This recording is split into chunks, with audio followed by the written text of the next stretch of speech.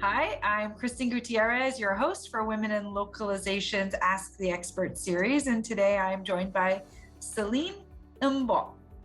Yeah. Hello. Hello, everyone. Yeah, you said it correctly. Perfect. Okay, so nice to meet you. Just tell me a little bit about you as a person and what you're up to. Yeah. So I'm French. I've been living in the US for the past 15 years now.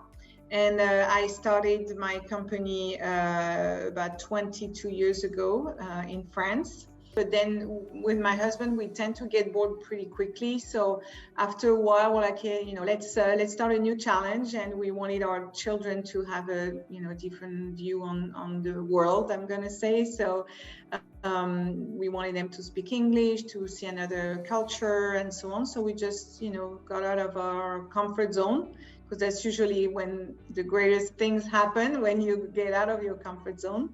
And so we moved to the US, and we our children went to school, and we set up the business here. So I had to learn the new ways of doing business as well in the US, which is very different from Europe, at least France for sure.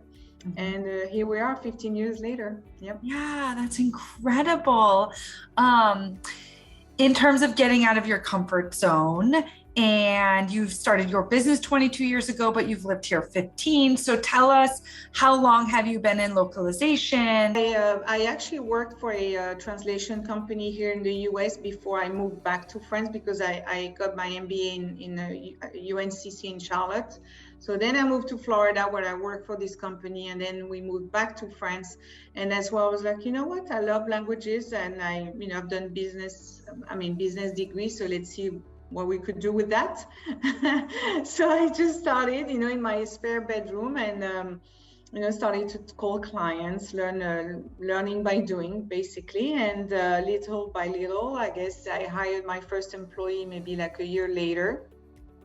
And slowly but surely, like I said, we grew, and then we opened the office in the US, and then we about 5 years ago in Canada.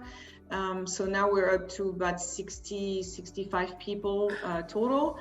But I've never had business plans. I've never told myself, okay, in 5 years I'm going to be there, in 10 years I'm going to be there. It's really, like you were saying, the word opportunity. That's exactly how I went to grow, really. I mean, just like opportunities. A client is asking for a new service, you hang up the phone, you say, yeah, sure, no problem, and then you're like, oops, how are we going to do that? But we just managed to pull it off one way or another. As you were navigating your business over the past 22 years, especially moving then to the US and opening all these offices worldwide, share some wisdom that you've learned from your time. Well, there's so many. I mean, I've made so many mistakes first.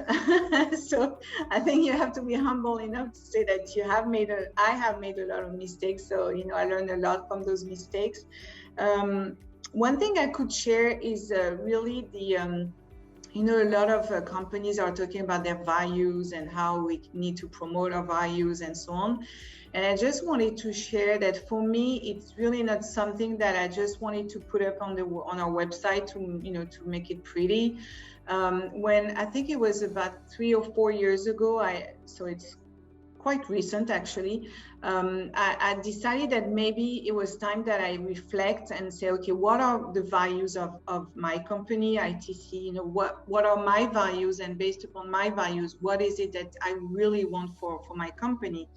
And I think it's all the more important when you have so many people as scattered in the world, because they have different culture, different background, different, points of view, and so on. So it's like, well, maybe, setting up our values and expressing what they are will help everyone to feel part of the company. So like I said, about 4 years ago, I took like a weekend where I really reflected and said, okay, what is important to me? And of course, I could have chosen, quality and, like client, customer service. I mean, all the standard values, I'm going to say. But for me, I wanted something that went more, like deeper. And so I was like, okay, well, what is important to me? So connection is important. Freedom is important. Respect is important. Simplicity. So So I kind of gathered like 4 or 5 keywords that I not only shared with my team, but I also shared the fact that those values need to be taken into account in each and every action that we take. So not only with our clients, but also internally when we interact with each other. Respect is really our number one value. So it's something that we need to take into account. And whenever we run into a problem or an issue, then just go through that filter of values. Does it meet the respect value, the freedom, like connection and so on.